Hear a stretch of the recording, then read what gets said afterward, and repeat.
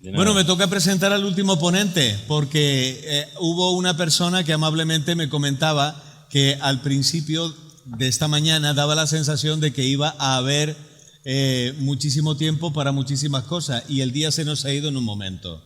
Es lo que pasa, por eso hay que disfrutar del momento presente. No se lo dice ahora el investigador de la Sábana Santa, se lo dice el coach.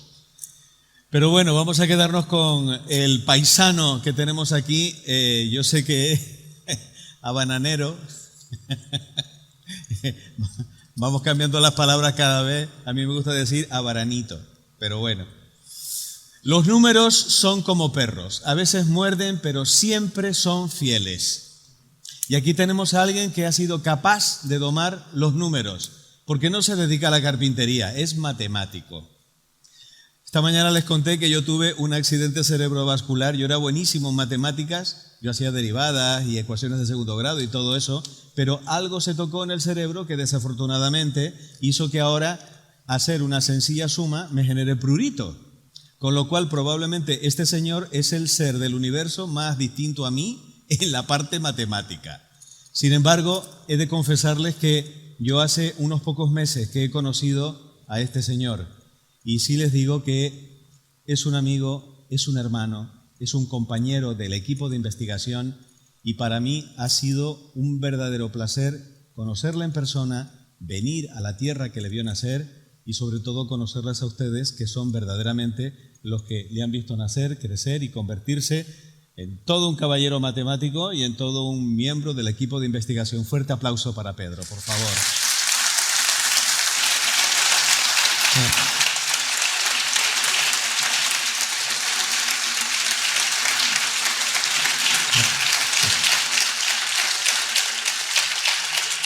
Y por si alguien no lo conoce o no lo sabe, les voy a decir mínimamente, porque su currículum es increíblemente extenso, que es doctor en Tecnología de la Educación, profesor de Matemáticas y Metodología de Investigación, licenciado en Administración y Dirección de Empresa, máster de e-learning y redes sociales, y además le han dado todos los premios habidos y por haber porque es el mejor profesor de la historia de la humanidad.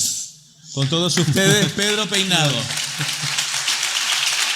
Muchas gracias. Gracias.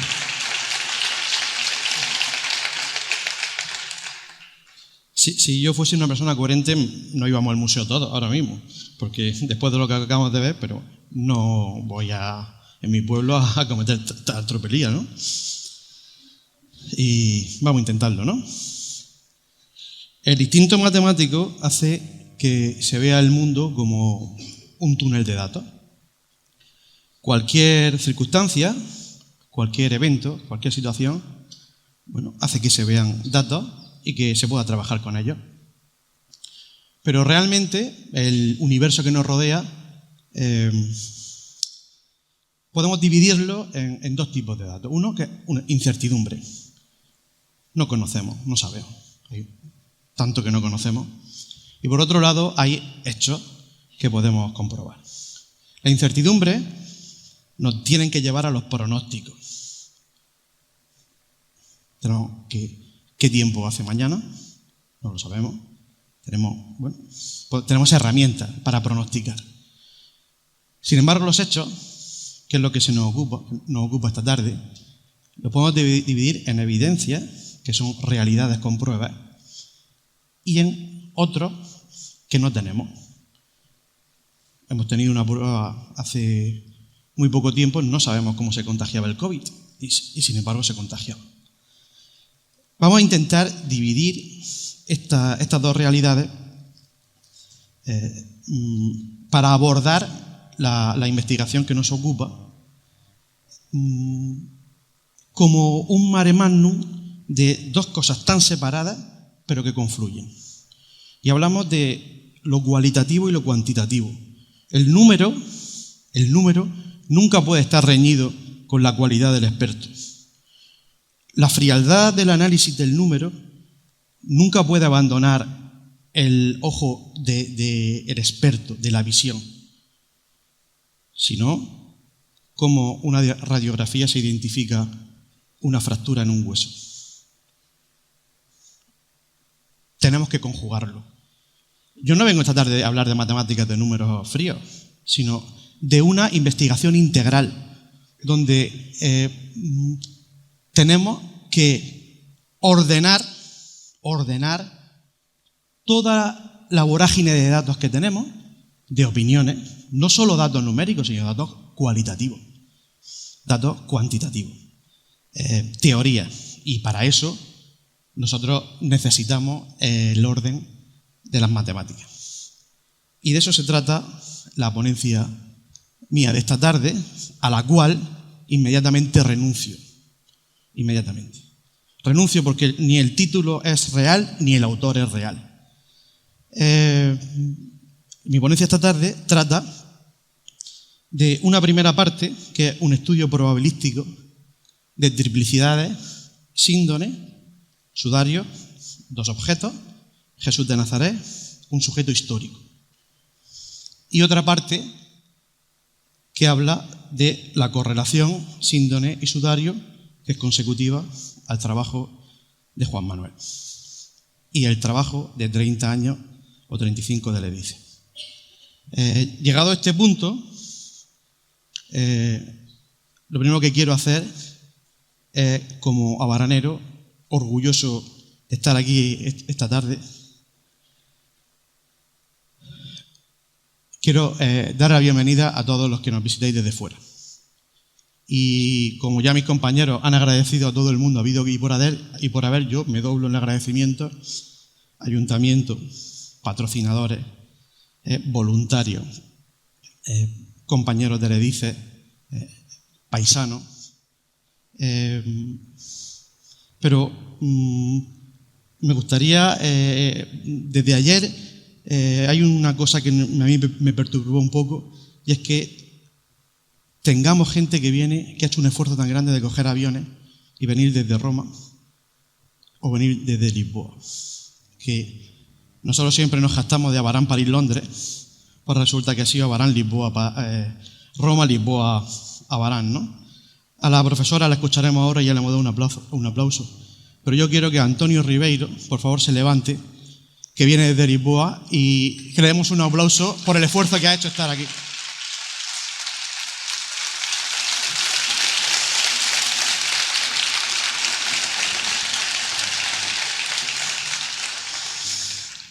Y si se me olvida alguien, lo siento, pero tengo que agradecer, Franci, tengo que agradecer Jesús David, Natalia, Álvaro, ¿quién más? Ignacio, por supuesto, Ignacio. Tengo que agradecer, perdonadme, pero le quiero poner un nombre. Y quiero poner un nombre a una persona que ayer fue a Alicante a por Emmanuela y que esta mañana se levantó a las 5 de la mañana para ir por Juan Manuel y su esposa y traernos aquí, y que lleva desde el primer día conmigo, día a día trabajando. Jorge, por favor, ponle cara a este estupendo equipo de trabajo.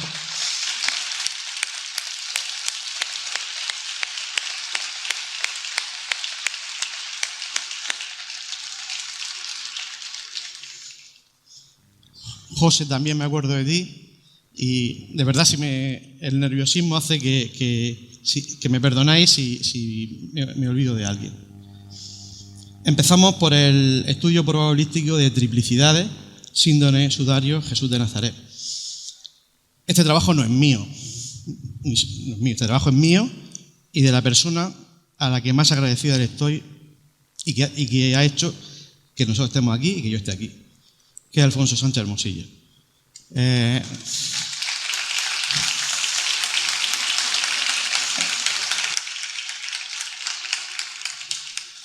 Hace solo 8 meses me nombró miembro de Ledice y desde entonces solo he tenido confianza profesional y cariño personal, y nunca te podré estar agradecido, Alfonso, de todo lo que ha hecho por mí estos 8 meses. Me voy a dejar ya las emociones porque si no, no puedo seguir. Entonces voy a intentar relajarme y vamos a lo que vamos, ¿vale? Enrique Simonet, en 1892, pinta este cuadro, es un pintor valenciano. Se llama el cuadro Flevit Super Ilian. Está basado en el pasaje capítulo 19, versículo 41 de Lucas, donde profetiza la destrucción de Jerusalén. Dice en la traducción latina, Videm Jesús civitatem flebit super Iliam. Y al ver Jesús la ciudad, lloró por ella. El Museo del Prado, donde está este cuadro magnífico, súper grande, anota que aquí muestra Jesús su humanidad. Y es exactamente lo que yo pretendo esta tarde. Hablar de la humanidad de Cristo, de su vida y de su muerte. Exclusivamente, sin llegar a mayores. Nosotros lo que queremos responder a esta tarde es ¿qué nivel de certeza tenemos para posicionar estos dos objetos y este sujeto en un mismo lugar? ¿Estuvieron juntos? ¿Tienen características comunes?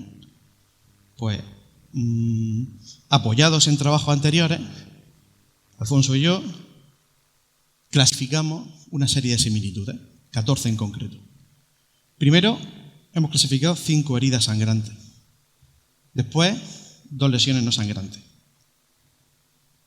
4 heridas relativas a la muerte y a los enterramientos y otras 3 que hemos llamado otras.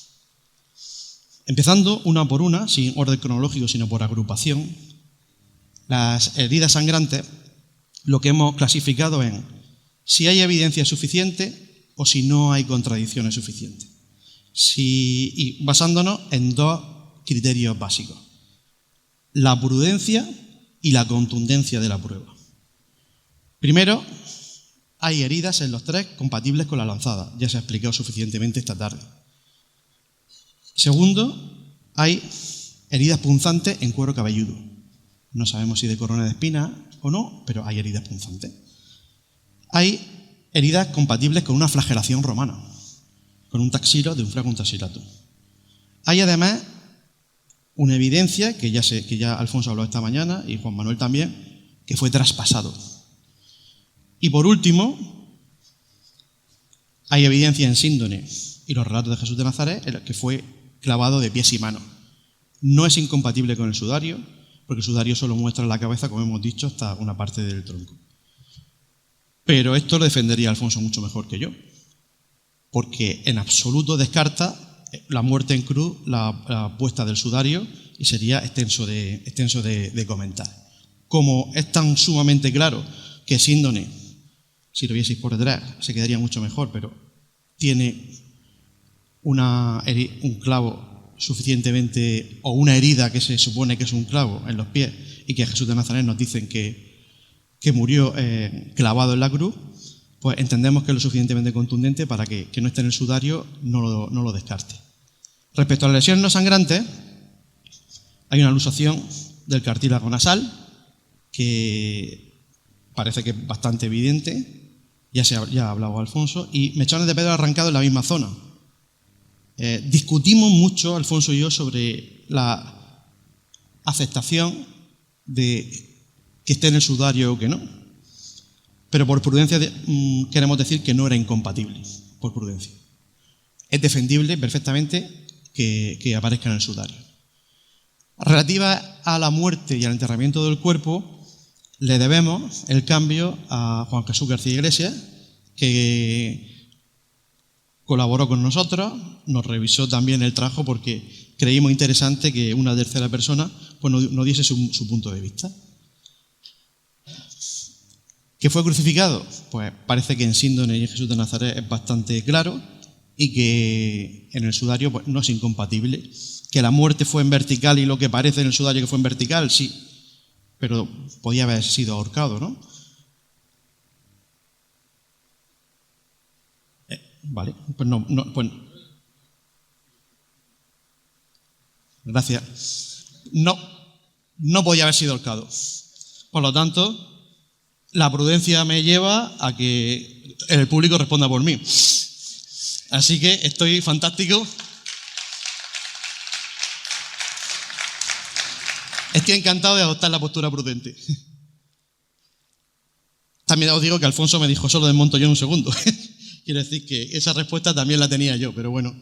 Que la cabeza estuviera cubierta por un sudario, bueno, está claro que sí, ahí el sudario está, que Jesús de Nazaret también en los relatos evangélicos nos lo dicen.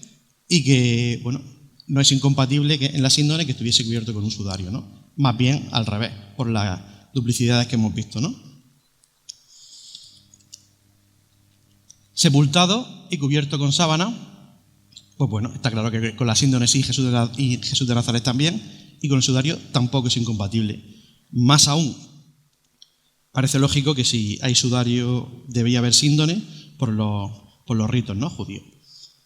Y por último, cubierto de aromas. También parece que está claro, como también hemos visto esta mañana con el Helicrisum, y que con los relatos que está.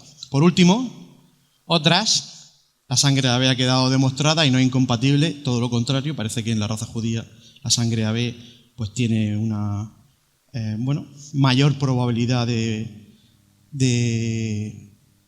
presencia que en otras razas, que hay un pelo apelmazado por fluidos corporales, el signo del sudario es claro, y Jesús de Nazaret es bastante probable que sí, pero bueno, no quisimos decirlo, pero con toda la tortura que sufrió, pues hemos dicho que no era incompatible, ¿no? Y por último, teníamos 13, esta era la 14. Yo compartiéndola con mi mujer y mi hijo, después de verla toda, se la enseñé a mi hijo y me dice: papá, os había olvidado una, que era hombre. Dijo, pues verdad, era hombre. Y eso hace que haya una característica más. Así que Martín, muchísimas gracias por la aportación.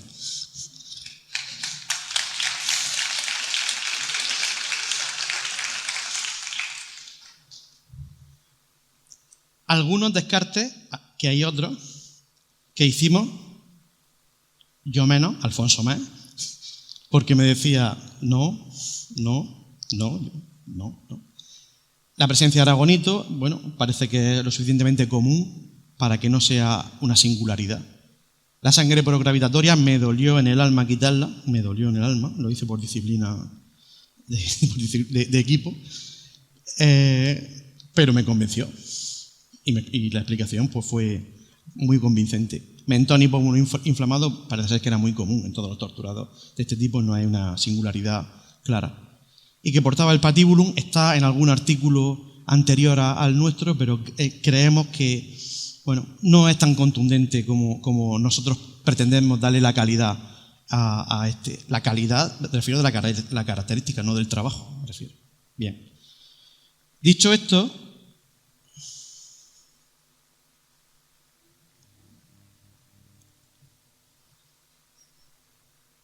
ya había asustado, al asunto. Donde se entremezclan ya los números y las cualidades es donde tenemos que empezar a poner orden. Y lo siento en el alma, el orden se pone con ecuaciones. Cuando hay números por en medio, pues tenemos un aparato matemático que defienda esto, ¿no? Y esta ecuación es un productorio de probabilidad de sucesos de intersección de sucesos de 14 sucesos. La multiplicación desde el suceso 1 hasta el 14, que nos da, con estas probabilidades que ahora defenderé, una a una, nos da una probabilidad de 9,25 por 10 elevado a menos 13. Es decir,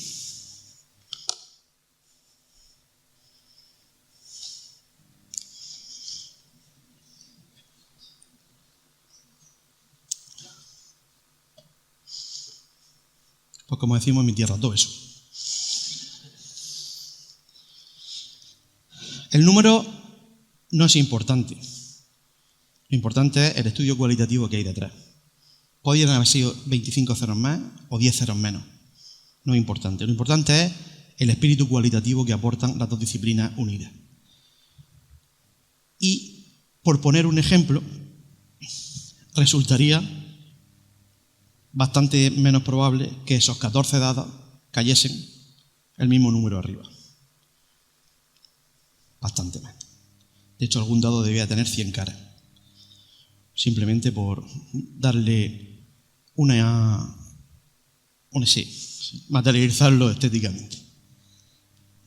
Jerusalén,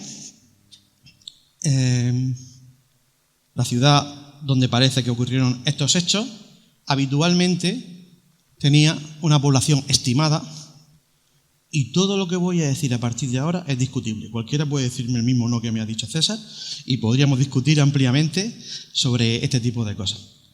Porque hay una ausencia de datos fantástica, impresionante. Hemos intentado buscar racionalmente fuentes que defiendan cada uno de estos. Entonces, hemos ido a lo más racional, a opiniones de expertos, hemos hecho análisis comparativo y esto es lo que voy a mostrar. Si había una población media, algunos dicen 40.000, otros 80.000, establecemos en 60.000 habitualmente, en Pascua se incrementaba a unos 400.000. Es decir, prácticamente todo Israel iba allí. Prácticamente. Es una estimación, pues bueno, como puede ser otra. Creemos que puede ser razonable.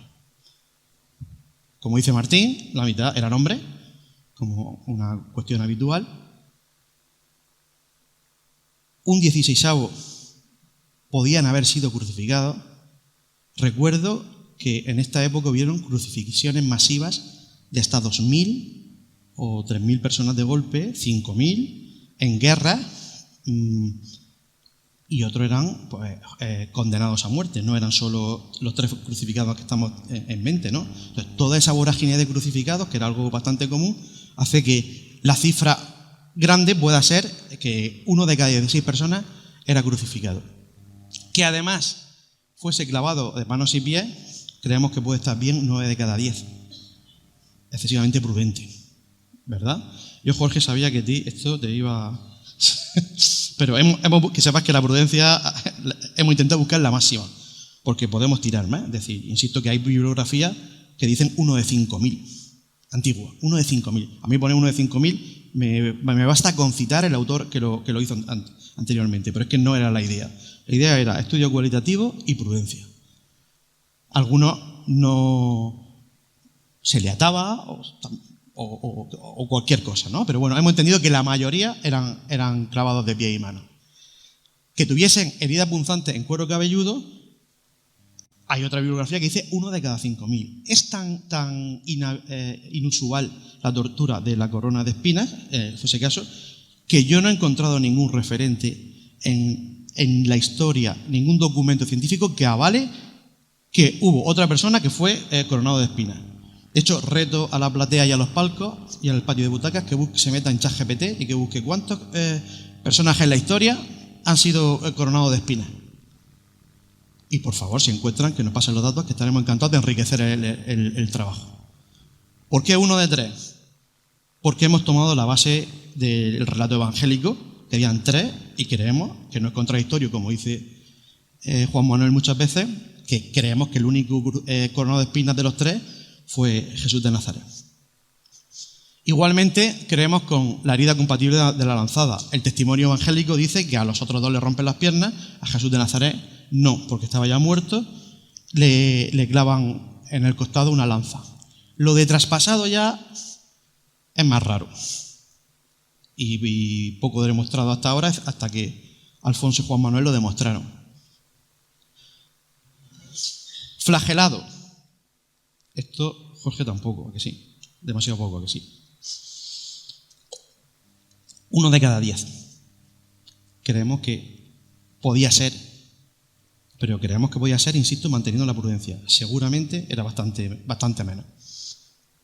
Que tuviese una luxación del cartílago nasal, siguiendo el 1 de cada 3, pero Alfonso dice que, cree que era bastante habitual que ese fuese luxado por los golpes, por la tortura que tenían cada uno de ellos. Y que hubiese mechones capilares arrancados en las mismas zonas, pues también entendemos que 1 de cada 10 puede ser prudente.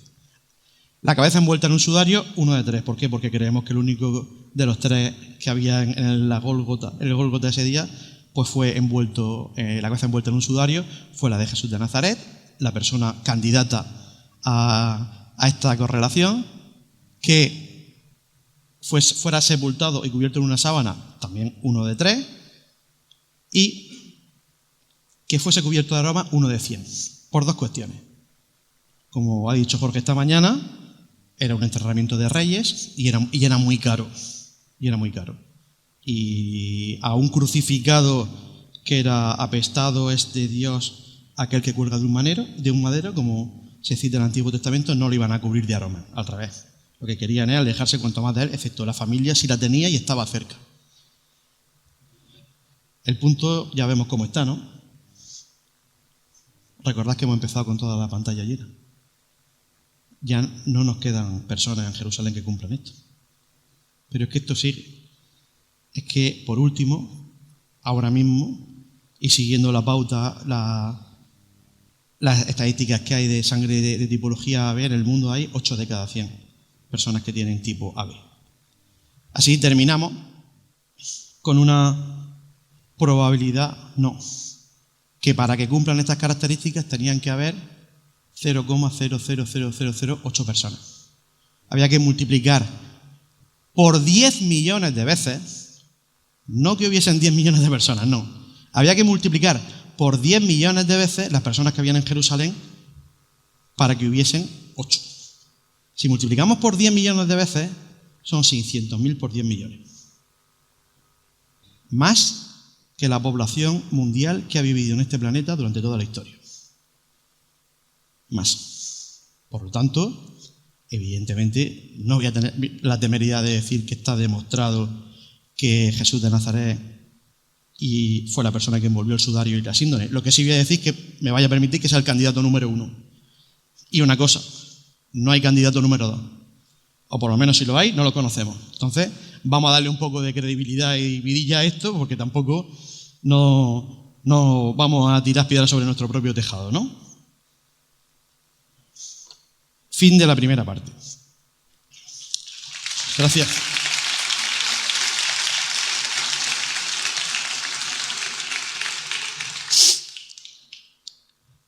La segunda parte, que tampoco es mía, es de todo el equipo de investigación que empezaron con esas fotos que hemos visto fantásticas, le dicen en aquellos años, y que tenemos la suerte, Felipe, una vez más, de tenerte aquí con nosotros como representante de aquella época. Quiero recordar a Guillermo Heras también, que lo recordamos mucho y que ha desembocado en la otra persona que no le puedo tener más admiración y más agradecimiento personal, que es Juan Manuel Miñarro. Yo que desde el primer momento no era nadie en el EDICE, al poco tiempo me lo ofreció todo y con un cariño inmenso. Que un genio como él se porte así contigo, de primera, que normalmente habrá un poco de reticencia, no se lo podría agradecer en la vida, Juan Manuel. Así que, sabes que te lo he dicho en privado y te lo digo públicamente, tiene un admirado y un cariño mío infinito.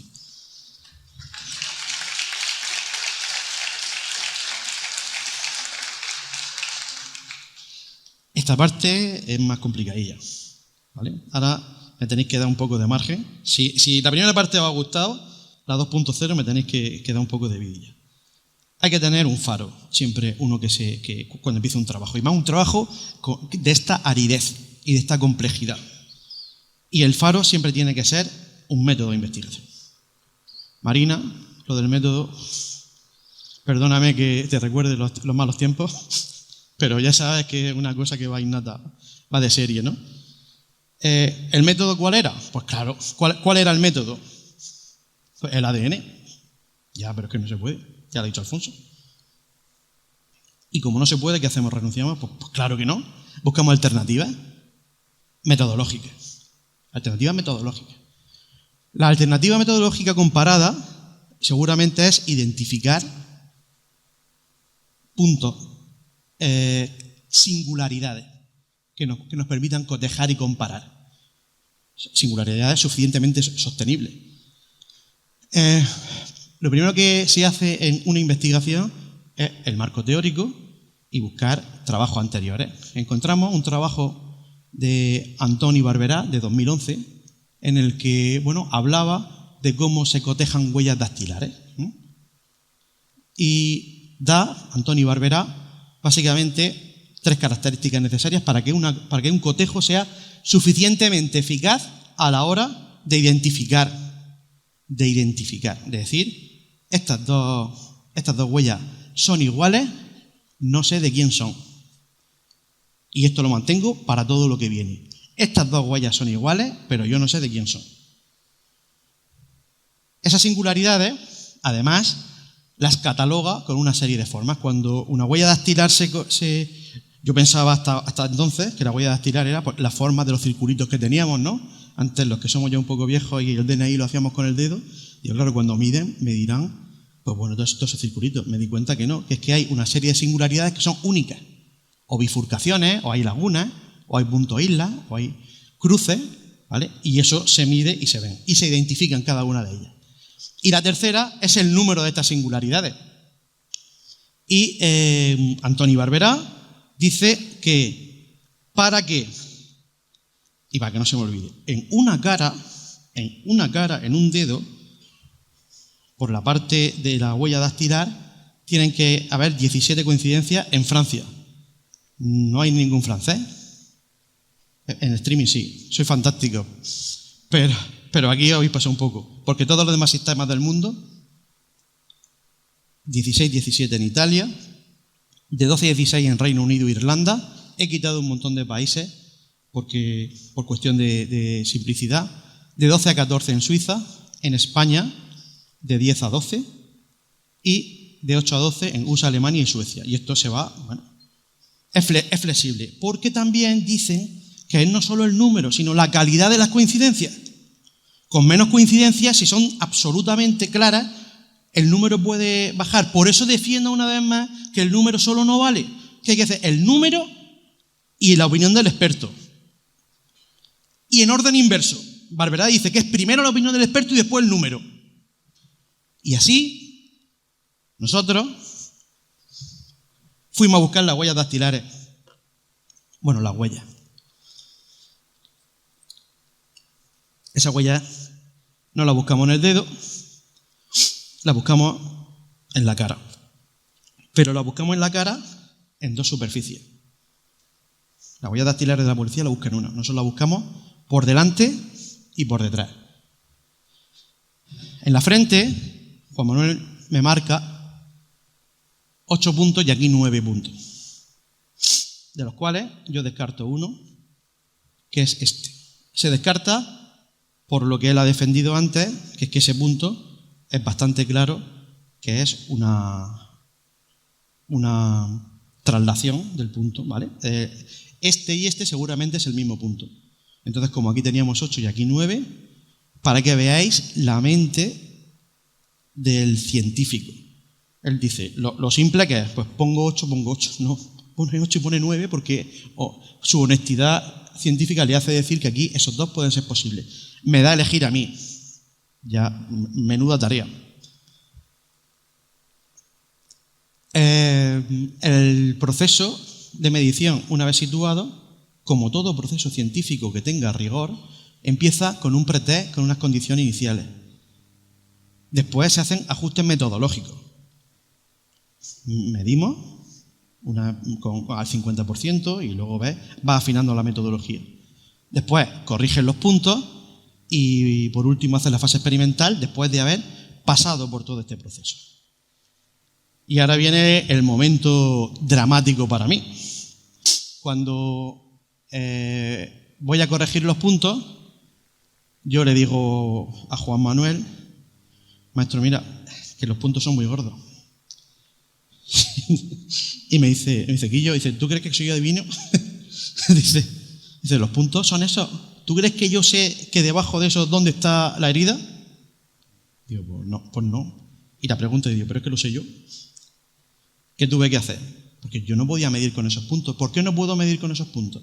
Porque él como anatomista sí ve la posición que queda clara en cada uno de esos puntos maculantes. Pero yo, ¿cómo mido esas distancias de aquí a aquí? No puedo. ¿Por qué? Porque me va a salir perfecta. Los dos me va a salir perfecta. Y entonces, ¿qué tengo que hacer? Pues reducir esos puntos. ¿Con qué criterio? Evidentemente, no donde quiera, sino yo antes tengo que pensar cómo elijo esos puntos. Pues lo elijo por dos cuestiones. Por la intensidad de color y por la suposición gravitatoria de la formación.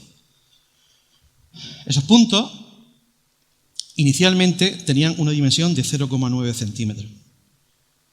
Y ahora vamos al otro lado. yo empiezo a medir y me salen unos valores enormes. Y se lo digo a Alfonso. Alfonso, que esto me sale enorme. Dice, no, que a mí eso no me vale. Y ya, Alfonso, tío, ¿cómo me dices eso? ¿Cómo que no te vale? No. Juan Manuel me dice, colócalo tú. Alfonso me dice, esto a mí no me vale. Y yo, pues nada, me lo dejo. Lo dejo porque aquí yo o lloro o a ver cómo soluciono yo esto. En medio de estos dos monstruos, a ver cómo lo soluciono. Pues bueno, digo, voy a colocarlo por estos criterios y para empeorar mi resultado, ojo al asunto, que lo que me estaba pidiendo Alfonso es que empeorara mi resultado por el criterio de prudencia. Reducimos más del 50% el punto, de tal forma que el diámetro bajó un 55,11% de lo que a mí me pasó Juan Manuel. El punto de ser lo negro pasa a ser lo blanco. Con lo cual hay un error subyacente que es bastante más grande en ese cambio. Dicho eso, y empieza la cosa un poco más aburrida. Hay dos condiciones que todo investigador tiene que acometer a la hora de hacer un estudio científico. Es que su trabajo sea válido y sea confiable. Para que sea válido tienes que tomar instrumentos de medida válida y de análisis. Con GIMP, una herramienta muy básica de medición, pero me daba la posibilidad de ajustar escalas, de hacer un análisis en Excel y de luego hacer test en SPS. Y luego la confiabilidad. El proceso empezó midiendo dos dimensiones. A mí se me pidió que midiese la dimensión lineal. Inmediatamente le dije, no, aquí es más importante la angular, porque estamos hablando de un concepto tridimensional que se proyecta sobre un plano. Entonces, los ángulos quizás se conserven mejor. Quizá. Ahora veremos el resultado final. Después, cada dimensión se midió en 3 ocasiones. En el pretest, pues posteriormente y luego en el test final. En la fase de análisis se revisaron los posibles errores de volcado. Se vio la tabla entera completa y se contrastaba la escala de los facsímiles de lo que teníamos, o sea, de los escáneres que teníamos con los facsímiles. Yo le decía a Juan Manuel, dime que mide la epsilon. Dice, ¿ahora cuándo vaya? 4,5. ¿Desde dónde hasta dónde? Pues desde arriba hasta abajo ya, pero dime exactamente de dónde hasta dónde. Claro, él me dice a veces, se me olvida a veces que tú eres matemático. Bueno, aunque yo soy economista, pero llevo toda la vida ejerciendo de matemático. Analista de datos, ¿no? Y este proceso lo repetimos hasta que tuvimos los facsímiles completamente cuadrados y empezamos las mediciones. Las mediciones que fueron primero enfrente, con estos puntos ya transformados, y luego en nuca, posteriormente. Yo nunca medí al mismo tiempo ninguna de las 4. Yo pedí por un lado primero frente síndone, nuca síndone, perdón, frente sudario, nuca síndone, nuca sudario. Y metí los datos por honestidad profesional. Yo tenía que ir sin poder comparar para que no tuviese distorsiones a la hora de las medidas. Con la nuca la cosa, que no creáis que fue mejor a la hora de la elección de los puntos. Porque él lo hace con una naturalidad de genio y me dice, mira Pedro, ahí están los puntos. Es que aquí no tenía puntos ya. Él me hace los círculos y le digo, maestro, ¿dónde están los puntos? Y dice, pues ahí debajo del número. Y pone el punto tú. Pues nada. Se pusieron, cuando los puse le dije, ¿lo ves bien? Me dijo, adelante. Y yo, fantástico. El punto en esta marca al final se queda así. Insisto, para empeorar resultados, ¿vale? Para hacerlo prudente. Y se empiezan a medir longitudinal y angularmente 3 veces cada punto. Centro del punto. Si os dais cuenta, hay algunos que están más claros. Yo quería ver la parte de abajo de la herida para no perder la perspectiva de la intensidad. También se hace extremo y centro extremo. 3 medidas. Es muy difícil poner el ratón en el ordenador. Yo he trabajado a veces al 400% en el mismo punto. En el 400%, una distorsión mínima lo que hace es que, sobre todo los ángulos, cambien muchísimo, porque el ángulo en puntos muy cercanos, y estos están muy cercanos, cambiaba mucho. Entonces lo que hago es, hago los tres y hago promedio. Y estos 3 puntos los amo con todo mi corazón, porque fueron los que nos dieron la prueba de que esto iba bien. Esos 2 puntos daban un patrón totalmente distinto a todos los demás. Y yo cojo los datos, los veo después de ponerlos y le pongo una condición a la hoja Excel y digo, este límite de tolerancia. Y sale el punto 3, el punto 3, el punto 3, el punto 3, el punto 8, el punto 8. Mal. Hablo con Alfonso y hablo primero con Juan Manuel y le digo, maestro, aquí pasa algo. Esto no puede ser. No puede ser porque estos puntos no siguen el mismo patrón matemático. Me dice, yo creo que ahí hay un chichón. Que te lo diga Alfonso. Se lo diga Alfonso. Y me mandó un audio fantástico que lo tengo en favorito. Dice, claro que pasa, Pedro. En esa zona hay un chichón bastante grande. Lo que hacía el chichón era deformaba toda la linealidad de las mediciones. Entonces, hasta el mismo error confirmaba la naturalidad del proceso. Con un chichón grande, todo el proceso de medición, había una parte que estaba completamente adulterada por esta anatomía deformada. Con lo cual, esta falta de patrón hizo que la excepción confirmase la estructura matemática que era coherente. Estos son estos 2 puntos. Y como se ven, síndone y sudario. Aquí parece que están encima de ese chichón y esa mancha, que antes Juan Manuel ha dicho que no había reguero de sangre, pero aquí sí se intuye cómo están perimetrando algo, que puede ser el chichón bendito. Cada una de las medidas se iban guardando y medíamos la distancia en centímetros, el ángulo y luego la altura y la anchura, pero sobre todo nos quedamos con el ángulo y la distancia en centímetros. El ángulo se medía de 0 a 90 grados. No se hacía la circunferencia entera, sino simplemente respecto a la horizontal. También lo hicimos en la zona de la nuca, para que veáis la amplitud que hicimos a la hora de las mediciones, para ser lo más preciso posible.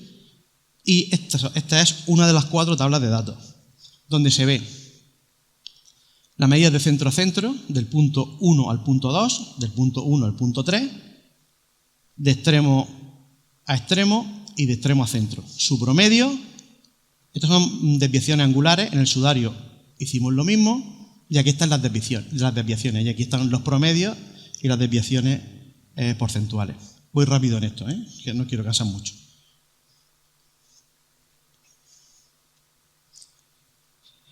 Terminadas las medidas, hicimos hasta 9 pruebas de correlación. 9. 3 están descartadas. ¿Por qué? Porque salían muy altas. Cogimos las 6 más pesimistas. La estadística descriptiva, donde hicimos un análisis de desviaciones porcentuales y de parámetros descriptivos, un gráfico donde vimos la recta de regresión, hicimos un análisis de ANOVA, un análisis de varianza, un análisis de desviaciones en general. Y luego 3 pruebas de correlación, que son las que veis ahí, que tampoco voy a aburrir con ellas. Lo que sí quiero comentaros, porque es fundamental para lo que viene ahora, es que los valores de correlación van desde -1 a 1. La correlación mide cómo 2 variables se mueven al mismo momento. Una alta velocidad hace que tú tardes menos tiempo. Eso es una correlación perfecta negativa. Estaría cercana a -1. Cuando tú estudias mucho, pues lo normal es que saques mejores notas, ¿no? Una correlación positiva. Y medimos que, la teoría estadística dice que entre -0,4 y -0,6 y 0,4 y 0,6 es débil, entre 0,6 y 0,8 es fuerte y de mayor de 0,8 es muy fuerte. El análisis previo de ANOVA de correlaciones lo que me dice es si esas 2 variables están correlacionadas. El valor puede ser como mucho 0,05, como mucho. Esos son los valores que nos salen. Es el valor más pequeño. Casi 10 millones de veces otra vez. Eso, dudoso, dudoso como que no. Y ahora, lo mismo. Repetimos los test. Correlación lineal. Antes estaba en tanto por 1, pero esto está en tanto por ciento. 97%, 91, 93, 85. Muy fuerte todas. Correlaciones muy fuertes. El test de Kendall y de Rode-Spearman. La misma historia. Muy fuerte, fuerte, fuerte, fuerte. Muy fuerte los cuatro. La correlación angular entre los puntos de frente y recta. Cómo la recta de regresión representa esa nube de puntos. Completamente fiable. Así que los valores medios, en resumen de todo esto, el test de ANOVA me dice que se acepta esta hipótesis que esas dos nubes de puntos, angular y linealmente, tienen el mismo foco emisor desde el punto de vista matemático. No hay duda. Matemáticamente no hay duda. Esos puntos que hemos marcado salieron del mismo origen matemáticamente en la formación. Y con estos valores, en la frente de media no es un valor que yo tenga un proceso riguroso, sino es más divulgativo, es decir, orientativo. De media, porque tendría que ponerlos todos para que veáis, pero que fundamentalmente oscilan como centro en el 94,98. En la frente, como ha predicho antes Juan Manuel, al anatómicamente ser más llana y haber menos problemas, pues tenemos correlaciones muy altas. En la nuca, bastante más pequeñas. Y si os dais cuenta, los ángulos son menores. ¿Por qué? Porque la desviación de dos puntos muy cercanos, angularmente, hace que los ángulos cambien mucho. Por lo tanto, es absolutamente coherente. Por tanto, estamos en condiciones de decir matemáticamente lo mismo que ha dicho Juan Manuel antes, que tenemos un límite de tolerancia, es decir, un error intrínseco de entre un 13 y un 16% de las medidas. Es decir, hagamos lo que hagamos, lo normal es que entre síndone y sudario haya un 13 y un 16% de diferencia. Se me preguntó, Joaquín Abenza me preguntaba, no sé si está por ahí, me preguntaba que si con esto podíamos predecir. No lo puedo contar, pero ya hemos hecho predicciones. Impresionante. Con estos valores de tolerancia. Y estamos esperando que se confirmen. Pero es que lo interesante no es todo lo que he dicho anteriormente de que estas cuestiones salgan exactamente iguales. Lo importante es que podemos explicar el por qué este porcentaje de error. Y este porcentaje de error se explica por varios factores. Lo primero es que es imposible que salga igual porque las telas tenían distintas tensiones. El sudario se prensó prácticamente sobre la cabeza y la síndone se dejó caer. Porque los momentos de formación fueron distintos. Uno se formó en un momento y otro en otro, y eso hizo que evidentemente las manchas pues cambiasen de sitio. En tercer lugar, los distintos tiempos de exposición no estuvieron al mismo tiempo expuestos. Creemos que la síndone estuvo muy poco tiempo expuesta y que el sudario pues en distintas posiciones estuvo bastante más. O no, pero lo que está claro es que no estuvieron exactamente el mismo tiempo. Las distintas posiciones, como acabo de comentar, las arrugas, que ahora veremos las arrugas que tienen las dos telas, cada una de ellas, la presencia de pelo. Es tan importante la presencia de pelo. Es tan importante.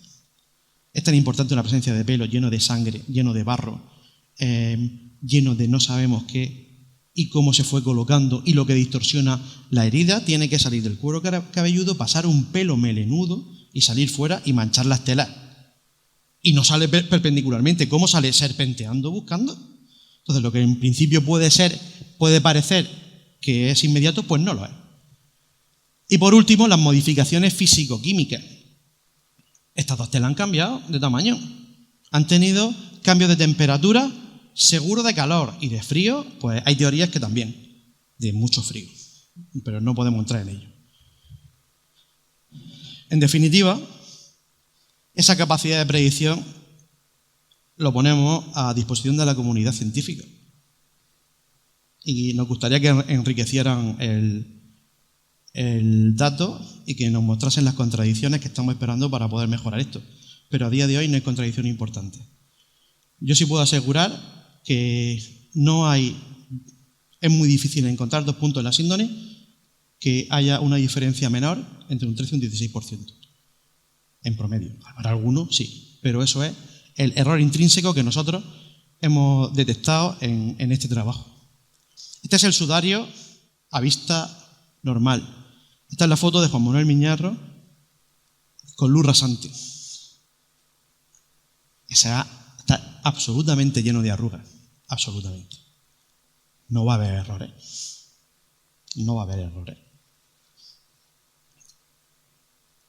La mano que descubrió el equipo de investigación, que parece que sujetaba la sangre que salía de la nariz, que se ve claramente con la arruga, el contorno de la mano. Y voy terminando.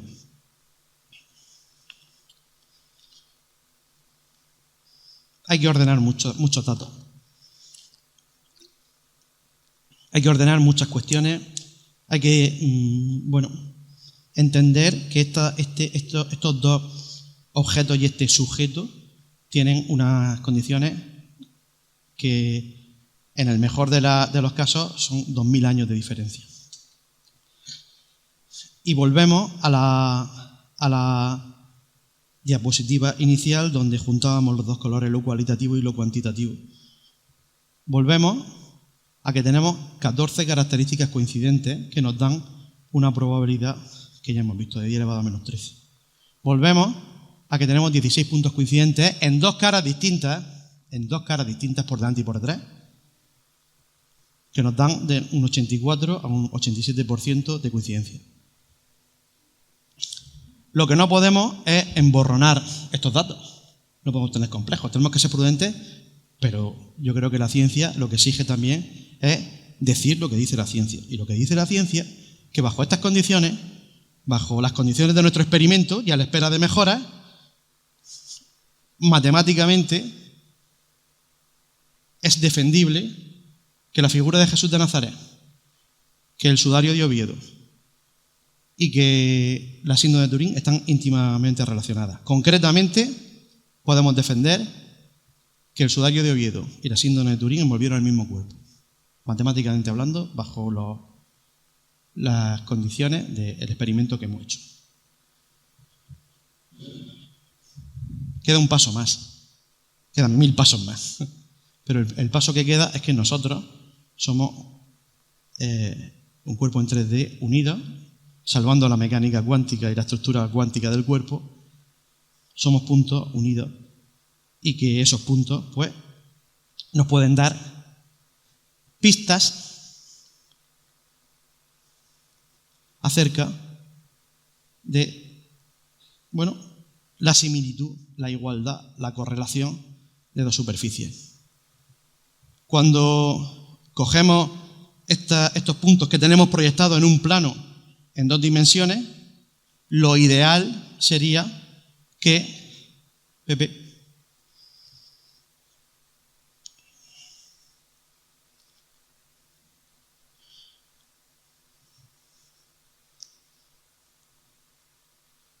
esos puntos los situásemos en una cabeza tridimensional. Y esa cabeza tridimensional nos da la idea de toda la curvatura que podía tener, incluso sin pelo. Claro, si tuviésemos la suerte de tener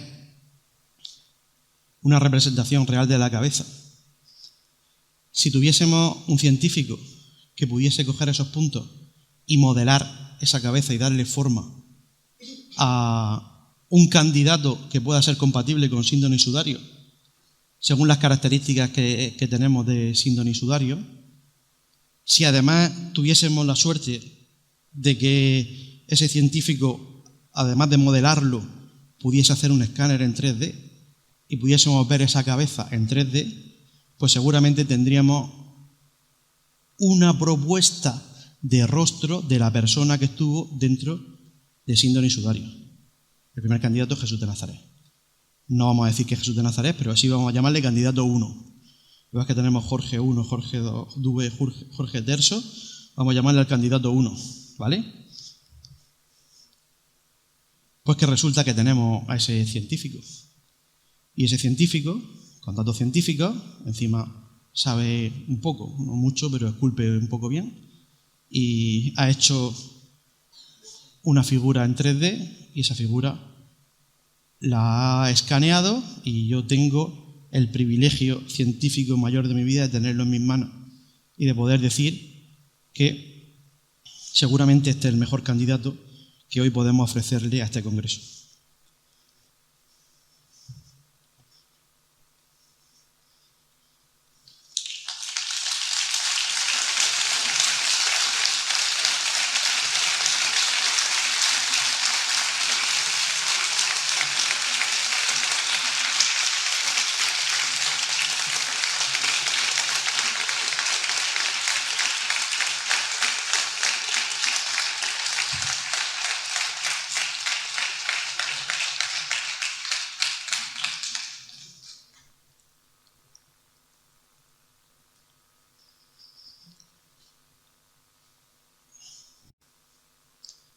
Cuando comenzamos la organización de este congreso, decidimos, Juan Marcos,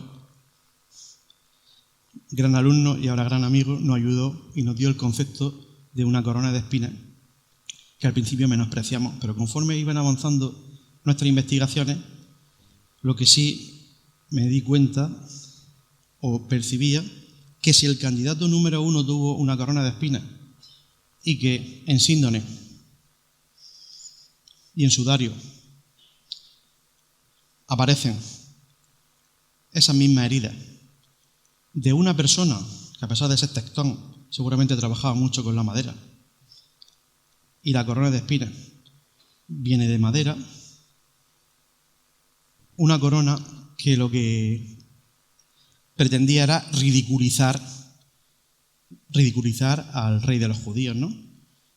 Esa forma de ridiculizar lo que nos ha llevado desde nuestros días en el siglo XXI a que con conceptos anatómicos, forenses y de amplio espectro de multitarea podamos matemáticamente casi defender, no afirmar, pero defender ante cualquier sitio que el cuerpo que envolvía síndone y sudario lo podemos identificar por estas heridas puntiformes que seguramente podían venir de una corona de espinas y que tenemos que terminar con todo el valor científico para no emborronar nuestra tarea, respondiendo a la pregunta: la sábana santa y el sudario de Oviedo, dos telas y un cuerpo. Pues sin ningún complejo decimos que no tenemos ninguna certeza que ni que Jesús de Nazaret estuviese dentro de la síndone, ni que estuviese dentro del sudario, es el candidato número 1, pero bajo ningún concepto vamos a renunciar a la responsabilidad de sí decir que hoy en Abarán, a 4 de diciembre de 2023, tenemos 4 de noviembre de 2023. Gracias, el público me está ayudando muchísimo esta tarde, ¿eh? Gracias. Pues sin ningún complejo, a 4 de noviembre de 2023, en Abarán, en el Gran Teatro Cervantes, donde yo veía a mi abuelo leer el periódico muchas mañanas. No tenemos